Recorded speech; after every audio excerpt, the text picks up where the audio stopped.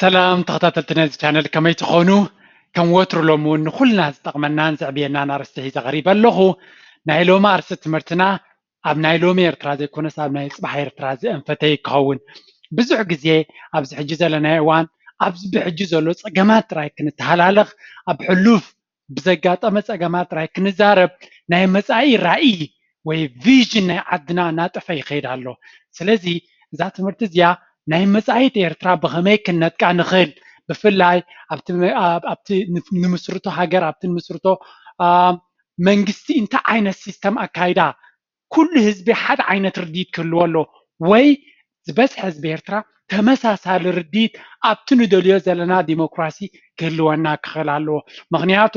ዲሞክራሲ ደረጃ ናይ ኣተሓሳስባ ናይ ሰባት ክሳብ ዘይተመዓራረየ ኩሉ ግዜ ውፅኢት የብሉን ምክንያቱ ሰብ ክመርፅ ተኮይኑ ደረጃ ነቅሓቱ ክዓቢ ኣለዎ ደረጃ ኣፍልጡ ክዓቢ ኣለዎ ስለዚ ሓደ ዲሞክራሲ ቀፃልነት ዘለዎ ርትዒ ዘለዎ ፍትሒ ዘለዎ ክኸውን እንድሕር ኮይኑ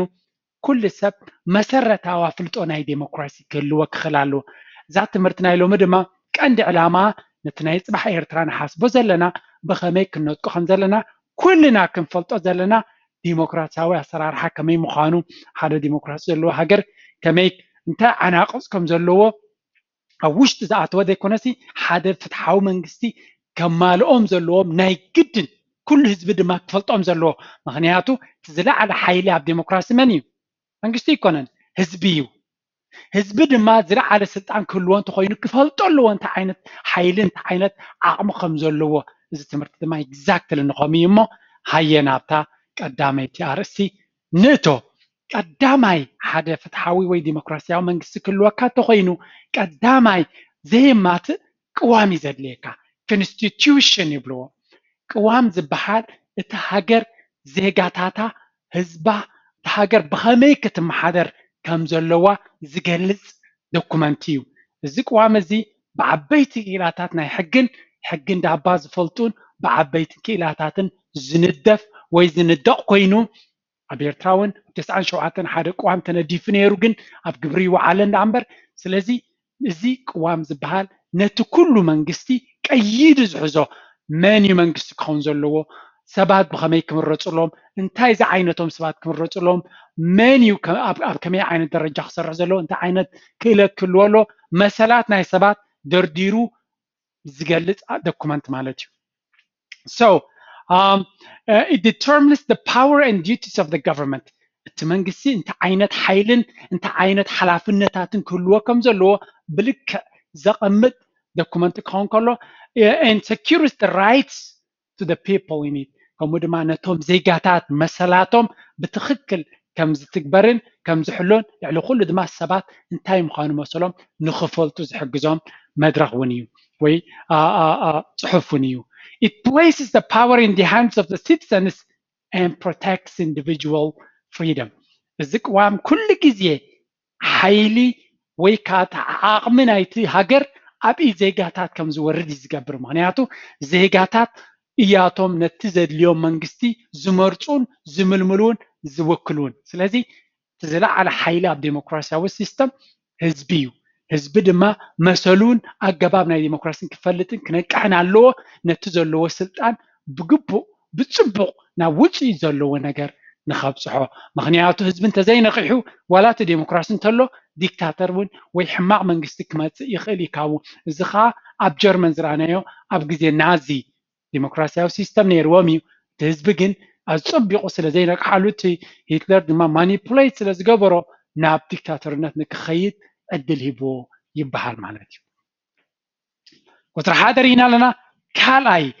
ቅዋም ነቲ ዝለዓለ ስልጣን ንመን ይህቦ ኩሉ ግዜ ቀዳማይ ደረጃ ሌጂስላቲቭ ባዲ ወይ ድማ ነቲ ባይቶ ናይቲ ሃገር እዩ ዝለዓለ ስልጣን ቅዋም ዝህቦ known as the lawmakers congress or parliament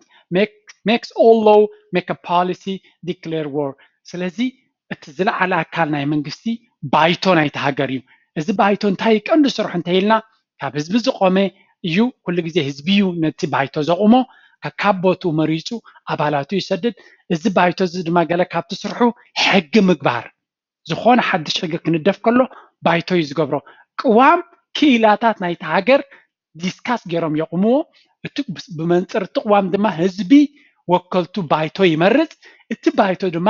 ሕግታት ነቲ ዓዲ ዘድልያ እዝን ዘድልያ ኩሉ ይሕግግ ማለት እዩ ከምኡውን ፖሊሲታት ናይ ውሽጣዊ ፖሊሲ ናይ ደገ ሃገር ፖሊሲ እውን የቕውም ማለት እዩ ብተወሳኺ ድማ ውግእ ክግበር ተኮይኑ ምስ ካልእ ሃገር ዝኾነ ፀገም ባይቶ እዩ ዝእውጅ ወይ ዝውስን መንግስቲ ይኮነን ወይ ተፈጻሚ ኣካል ኣይኮነን ስለዚ እዚ እውን ክንፈልጦ ኣለና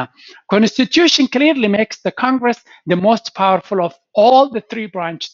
ናይቶም ኩሎም ናይ መንግስታዊ ትካላት እቲ ዝዓበየ ሓይሊ ቅዋም ኩሉ ግዜ ኣብ ብዙሓት ሃገራት ወይ ኣብ ብዙሕ ቦታታት ቅዋም እቲ ዝለዓለ ሓይሊ ነቲ ባይቶ ምክንያቱ ባይቶ ብህዝቢ ስለ ዝውከል ዝለዓለ ሓይሊ እሱ ይክህልዎ ዘለዎ ይብል ማለት እዩ often formed by two chambers ቅዋማት ናይ ብዙሓት ሃገራት ክልተ ዓይነት ገዛ ወይ ክልተ ዓይነት ክፋል ኣለዎ እቲ ሓደ ብፍላይ እዚ ክልተ ቻምበርስ ኣብ ፌደራላዊ ምሕደራ ዘለዎን ሃገራት እንታይ ማለት እዩ ሃገር ኣሎ ፌደራላዊ መንግስቲ ኣሎ ሽዑ ስቴትስ ወይ ካተን ኣውራጃታት ዲና ንብለን ወይ ከዓ ብዘይገድስ ስቴትስ ማለት ፕሮቪንስስ ክትብሎ ትኽእል ዞባ ክትብሎ ትኽእል ብዘይገድስ ነፍሱ ዝኽኣለ ምሕደራ ነፍሰ ምሕደራ ዘለዎ ኣካል ማለት እዩ ስለዚ ፌደራላዊ መንግስቲ ኩሉ ግዜ ፌደራላዊ መንግስቲ ኣሎ ድሕሪኡ እቲ ስቴት ኣሎ ትሕቲኡ ድማ እቲ ቀበሌ ወይ ከዓ እቲ መምሕዳር ዝበሃል ኣሎ ንኡስ ዞባ እናበልና እውን ክንከይድ ንኽእል ማለት እዩ ስለዚ ኩሉ እዚ ጥርናፈ ዝሓዘ ማለት እዩ ስለዚ እቲ ባይቶ ዝመፅእ ሓደ ንሙሉእ ሃገር ዝውክል ካብ ሙሉእ ሃገር ዝመፅእ ኣባላት ዘለዎ ኣሎ እቲ ካልኣይ ድማ ነፍሲ ወከፍ ዞባ ድዩ ነፍሲ ወከፍ ኣውራጃ ዝውክል ድማ ኣባላት ኣሎ በዚ ድማ ነቲ ክልቲኡ ዝሓዘ ባይቶ ይኸውን ማለት እዩ ሳልሳይ judicial body ሳልሳይ ኣገዳሲ ነገር ኣብ ሓደ ዲሞክራሲያዊ ሲስተም ኣብ ዓድና እውን ክህልወና ንደልዮ ማለት እዩ ቤት ፍርዲ ወይ ከዓ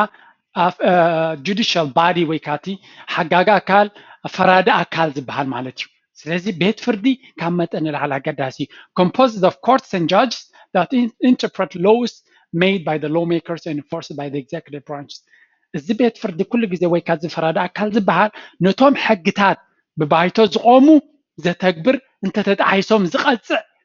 ንምስኡ ዝካየድ ሕጊ ዘተግብር ኣካል እዩ ከምኡ ድማ ነቲ ፈፃሚ ኣካል ናይቲ ሃገር ንዕዑ እውን ዝኾነ ፀገማት ከጉድል ከሎ ዝከታተሎ ልዕሊ ኩሉ ድማ ዝኾነ ንሳቶም ከተግብሮ ዘለዩ እውን ኣብ ግብሪ ዘውዕል ኣካል ማለት እዩ it has to be independent እዚ ቤት ፍርዲ ዝበሃል ናፅነት ክህልዎ ኣለዎ በቲ ፈፃሚ ኣካል በቲ ፕራይም ሚኒስተር ድዩ ብፕሬዚደንት ድዩ ክፅሎ የብሉን ምክንያቱ ዘያሻራዊ ኣካል ኮይኑ ናቱ ውሳነታት ክገብር ዝኽእል ክኸውን ኣለዎ ተዘይኮነ መሳርሒ ናይ ካልኦት ክኸውን ስለ ዝኽእል ገለ ካብቲ ስራሓት ናይ ቤት ፍርዲ ወይ ከዓ ናይ ፈራዲ ኣካል እንታይ እዩ settling legal disputes ሰባት ክካሰሱ ከለዉ ወይ ፀገማት ክፍጠር ከለዎ ነቲ ፀገማት ብሕጊ መሰረት ዝፈትሕ ኣካል ንሱ እዩ ነቶም ሕጊ ዘፍርሱ ዝቐፅዕ ኣካል ንሱ እዩ ከምኡውን ናይ ሲቪላዊ ጉዳያት ዝሰምዕ ናይ ግለሰባት ዜጋታት ናይ ሃገር መሰል ዘኽብር ከምኡውን ሓደ ሰብ ብሕጊ ክሕተት ከሎ ወይ ኣብ ትሕቲ ቀይዲ ክኣቱ ከሎ ገበነኛ ዲ ኣይ ገበነኛን ዝውስን ቤት ፍርዲ ጥራይ እዩ ከምኡውን ነቶም ገበና ዝፈፀሙ መሰላት ካልኦት ዝጠሓሱ ዝግባእ መቕፃዕቲ ክብይን ዝኽእል ኣካል ማለት እዩ ራብዓይ executive body እዚ እቲ ዝዓበየ ጨንፈር executive body ዝበሃል እቲ ፈፃሚ ኣካል ናይቲ ሃገር ማለት እዩ ኣብተን ገለገለን ሃገራት ፕራይም ሚኒስተር ክኾን ከሎ ኣብ ገሊአን ሃገራት ድማ ፕሬዚደንት ማለት እዩ እሱን ካቢነ ሚኒስተራት ናቱን ማለት እዩ ፕሬዚደንት ምስ ተመርፀ ንዕዑ ዝኾንዎ ካቢነ ሚኒስተራት ይመርፅ ምክንያቱ ነቲ መንግስቲ ዝበሃል ዘቑም ኣካል እዚ ነቲ ዝሰርሕ ኣካል ናይቲ መንግስቲ ማለት እዩ the executive power the power of the executive branch is in a president who acts as the head of the state and commander-in-chief of the armed forces ስለዚ ኩሉ ግዜ እቲ መንግስቲ ድማ በቲ ፕሬዚደንት ወይ ፕራይም ሚኒስተር ናይቲ ሃገር እዩ ዝርአ እዚ ድማ ነቲ ሃገር ውክልና ወይ ብካልእ ሃገር ከም መራሒ እያ ዝፍለጥ ከምኡውን ነቲ ወታደራዊ ሰራዊት ናይቲ ሃገር እውን መራሒት ፕሬዚደንት ወይ ፕራይም ሚኒስተር ነቲ ሃገር ኣመሓዳርያ ክኾን ከሎ ነቲ ወታደራዊ ሓይሊ እውን ዝለዓለ ኣዛዚ ኣካል ንሱ እዩ ዝኸውን ኣብ ብዙሓት ሃገራት ማለት እዩ responsible for implementing and enforcing the laws written by Congress بتي بايتو زقوم حقتات تكبراونات زقبر بوليسيتات بأم زواتي كتكبر سفتن تيمي منقستو ناتو بوليسيتات قطباو نسو مبتعازاتهم بوليسيتاتون زي تكبر عكاليو كمون نتون أبقل حقرات يفلاليو نمنت بأمريكا نتي فدرال ايجنسيز بحالو نتون بيتفردتات دي قال ملون نسو كبل غليو كمون نكابينة منسترات أنا زيادة أبناي سويس ونكتريوات خوليهم نتي بيتفردتات بايتو كأومن تخيلو زيادة وتتاوخينو يركب مالتو جن كاب حقر ناب حقر يفلاليو مبزحت ጊዜ እዚ ኤግዜኪቲቭ ወይ ፈጻማ አካል ዝበሃል ቬቶ ፓወር ዝበሃል ኣለዎ እዚ ድማ ወላቲ ባይቶ ሓደ ሕጊ እንተቂሙ ጠጠው ከብሎ ይኽእል ሓይሊ ኣለዎ ናቱ ሕጊ ከቅውም ይኽእል እዩ ንኣሽቱ ሕግታት ማለት እዩ ኤግዜኪቲቭ ፓወር ዝበሃል ኣለዎ ኣብ ኣሜሪካ ብፍላይ ሕጂ ኤግዜኪቲቭ ፓወር እቲ መንግስቲ ባይቶ እንተዘይሓጊዝዎ ናቱ ከስርሕ ዝኽእል ኣብቲ ስልጣን ኣብ ግዜ ስልጣኑ ከተግብሮም ዝኽእል ንኣሽቱ ሕግታት ከቅውም ይኽእል እዩ ንሱ ክወርድ ከሎ ግን የለዩ እዮም እዚኣቶም ከምኡ ድማ ነቲ ባይቶ ዘምፅኦ ሕግታት ስቶፕ ወይ ብሎክ ክገብሮ እውን ሓይሊ ኣለዎ ኩሉ ግዜ ግን ስልጣን ናቱ ሊሚት ክህልዎ ኣሎ እቲ ባይቶ ድማ ክከታተሎ ክኽእል ኣለዎ ካብ ሕጊ ወፃኢ ንኸይኸይድ ኣብ ዴሞክራሲ እቲ ዝሓየለ ኣካል ልዕሊ ባይቶ እውን እንተኾነ ህዝቢ እዩ ምክንያቱ ዲሞክራሲ ወይ መንግስቲ ናይ ህዝቢ ማለት ዲሞክራሲ ማለት መንግስቲ ናይ ህዝቢ ማለት እዩ ዝለዓለ ሓይሊ ንህዝቢ እዩ ዝህብ ህዝቢ ድማ ብድምፁ ዝለዓለ ሓይሊ ይህልዎ ማለት እዩ If a country is a democratic republic, the government's power is derived from the people. ስለዚ ኣብዚ ዲሞክራሲያዊ ሲስተም ዝበሃል እቲ መንግስቲ ሓይሉ ካብ ህዝቢ እዩ ባይቶ ዝለዓለ ሓያል ናይቲ ሃገር ንሱ ብህዝቢ ዝውከል ህዝቢ ዝመርፆ ስለዚ ህዝቢ ረብሓታቱ ወይ ካንዑ ዝውክሎ ከም ባይቶ ገይሩ ይሰድድ እቲ ባይቶ ድማ ነቲ ዝወከሎ ህዝቢ ኣብ ግምት እትዩ ይሰርሕ ማለት እዩ So the elected officials exercise supreme political authority on behalf of the people. ስለዚ እቶም ዝተወከሉ ህዝቢ ነቲ ዝወከሎም ህዝቢ እቶም ንኣብነት ካብ ዝተፈላለዩ ኣውራጃታት ድዩ ዞባታት ድዩ ስቴትስ ድዩ ዝመፁ እዚኣቶም ነቲ ዝወከሎም ህዝቢ ወይ ነቲ ዝወከሎም ቦታ ብቀጥታ ንረብሓታት ክቃለሱ ከለዉ እቶም ካብ ሙሉእ ሃገር ዝወፁ ባይቶ ድማ ንረብሓ ናይቶም ዜጋታት ናይቲ ሃገር ኣቀዲሞም ንዖም ወኪሎም ይሰርሑ ስለዚ ዝለዓለ ሓይሊ ዘለዎ ህዝቢ እዩ ህዝቢ ድማ በቶም ወከልቲ ናቱ ገይሩ ድምፁን ስራሓቱን የሳልጥ ማለት እዩ participation of citizens is very vital ዲሞክራሲያዊ ሲስተም ክሰርሕ ተኮይኑ ዜጋታት ቀዳማይ መሰሎም ክፈልጥሎም ረብሓታቶም ክፈልጥሎም ካልኣይ ድማ ክዋስኡ ኣለዎም ክሳተፉ ኣለዎም ህዝቢ እንተዘይተሳቲፉ ዲሞክራሲ ክሰርሕ ኣይክእልኒ ወይ ከምቲ ዝደልዮ ክኸውን ኣይክእልኒ ዲሞክራሲያዊ ኣገባብ ቀስ ኢሉ ዝኸይድ ልዕሊ ኩሉ ግን ተሳትፎ ናይ ህዝቢ ይደሊ ብዕጥር ዝበለ ክደግመልኩም ሓደ ምዕቡል ዲሞክራሲያዊ ሲስተም ከነታታት ተኮይና ኣብ ናይ ፅባሕ ኤርትራ ቀዳማይ ንኩሉ ህዝቢ ዘሳትፍ ረብሓ ናይ ኩሉ ህዝቢ ዘማእኸለ ቅዋም ክህልወና ኣለዎ ብክኢላታት ናይ ሕግን ብወረጃታት ዓበይቲ ናይ ዓድን ተኣኪቦም ሓደ ቅዋም ከቕሙልና ኣለዎም ቅዋም ኣለና ብዙሕ እኳ ይረኣናየን ኣለና ግን ቅዋም ናትና ከዓ ምናልባት ኣብዴት የድልዮ ይኸውን ካልኣይ እቲ ቅዋም ብመሰረት ቅዋም ድማ ባይቶ ናይቲ ሃገር ክልቲኡ ዓይነት ባይቶ ዘለዎ እንትኾነ ይምረፅ ዘየለ ባይቶ ናይቲ ሃገር ክምረፅ እዚ ባይቶ ድማ እቲ ዝለዓለ ሓይሊ ካብ ቅዋም ዘለዎ እቲ ቅዋም ዝለዓለ ሓይሊ ንባይቶ ይዝህብ ንሱ ድማ ነቲ ሃገር ንኩሎም ነቲ መንግስቲ ይኹን ነቲ ቤት ፍርዲ ይኹን ንኩሎም ክከታተል ዝኽእል ሓይሊ ዘለዎ ፖሊሲታት ዘቕውሙ ንሱ እዩ ሳልሳይ ቤት ፍርዲ ናፃ ዝኾነ ቤት ፍርዲ ንሱ ድማ ሕግታት ንከይጠሓሱ ዝምርምርን ዝቐፅዕን ክኸውን ከሎ ራብዓይ ድማ ትፈፃሚ ኣካል ወይ ዘመሓድር መንግስቲ ማለት እዩ እዚ ከዓ ብፕሬዚደንት ወይ ፕራይም ሚኒስተር ዝውከል ንዑ ዝኾነዎ ካቢነ ሚኒስተራት ሒዙ ዝተፈላለዩ ሚኒስትርታት ኣወኪሉ ክሰርሕ ዝፍትን ነቲ ሕግታት ብባይቶ ዝመፀ ድማ ኣብ ግብሪ ከተግብር ዝፍትን ኣካል ማለት እዩ ኣብ መወዳእታ ድማ እቲ ህዝቢ ዝለዓለ ቦታ ይፃወት ማለት እዩ እዛ ቪድዮ ብሕፅር ዝበለ ዲሞክራሲያዊ ሲስተም ከመይ ከም ሰርሕ ከሪአኩም እየ ፈቲነ